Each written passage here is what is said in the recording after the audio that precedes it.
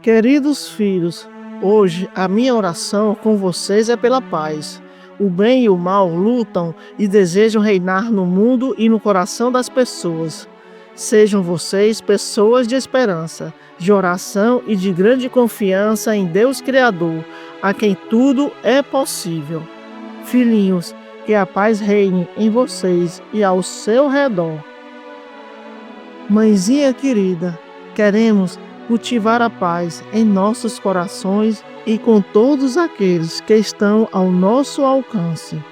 Vem, mãezinha querida, dai-nos a paz serena do teu Filho Jesus, que, através do teu amor, possamos também radiar esta paz aos nossos irmãos.